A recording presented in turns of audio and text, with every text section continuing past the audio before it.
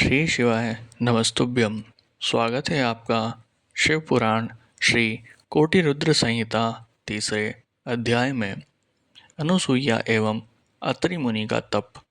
सूत जी बोले, हे ऋषियों, ब्रह्मा जी की नगरी में चित्रकूट नामक पर्वत है। वहाँ ब्रह्मा जी द्वारा मृतंग्यंद शिवलिंग स्थित है, जो सभी प्रकार की संपत्ति देने वाला है। इसी प्रकार पूरे संसार में अनेक परम पावन शिवलिंग स्थापित हैं, जो मनोरथ को पूर्ण करने वाले तथा भोग मोक्ष प्रदान करने वाले हैं। पापों का नाश करने वाली गोदावरी नदी के पश्चिम में पशुपति नामक शिवलिंग स्थित है। वहाँ से दक्षिण की ओर जगत का हित करने वाला एवं अत्रि ऋषि की पत्नी देवी अनुसुईया को आनंद देने वाला अत्रीश्वर लिंग स्थित है। सूत जी की वाणी से अत्रीश्वर लिंग व देवी अनुसुईया के बारे में सुनकर ऋषियों ने पूछा, हे सूत जी, इस अत्रीश्वर शिवलिंग की उत्पत्ति कैसे हुई और इससे देवी अनुसुईया का क्या संबंध है? इस विषय में हमें बताइए। तब ऋषियों द्वारा उठाए गए प्रश्न का उत्तर देते हुए सूत जी बोले, ऋषियों, दक्षिण में चित्रकूट पर्वत के निकट कामद नाम का वन है। ब्रह्मा जी के पुत्र महर्षि अत्रि अपनी पत्नी अनुसुईया के साथ इसी स्थान पर निवास करते हैं। एक समय की बात है, उस समय में 100 वर्ष तक वर्षा नहीं हुई। अकाल पड़ गया। मनुष्य पानी और भोजन के लिए तरसने लगे। चारों ओर दुख ही दुख था। लोग अन्न जल के अभाव से मर रहे थे। यह स्थिति देखकर महर्षि अत्रि व देवी अनुसुईया बहुत व्याकुल हो गए। तब अनुसुईया ने अपने पति से कहा, स्वामी, मैं इन प्राणियों को इस दुख की स्थिति में नहीं देख सकती।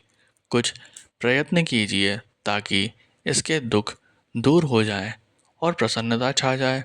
अपनी पत्नी देवी अनुसुईया का निवेदन सुनकर महर्षि अत्रि पद्मासन में बैठ गए और भगवान शिव के चरणों का ध्यान करने लगे। इस प्रकार जब वे समाधि में बैठे, तब उनके सभी शिष्य उनको अकेला छोड़कर वहां से चले गए। परंतु देवी अनुसुईया अपने पति की सेवा में लगी रही।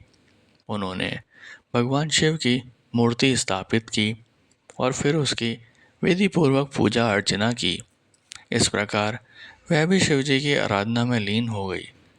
जब देवताओं को इसका ज्ञान हुआ, तो वह अत्रि और अनुसुईया के आश्रम में पधारे। उनके साथ गंगा नदी भी थी।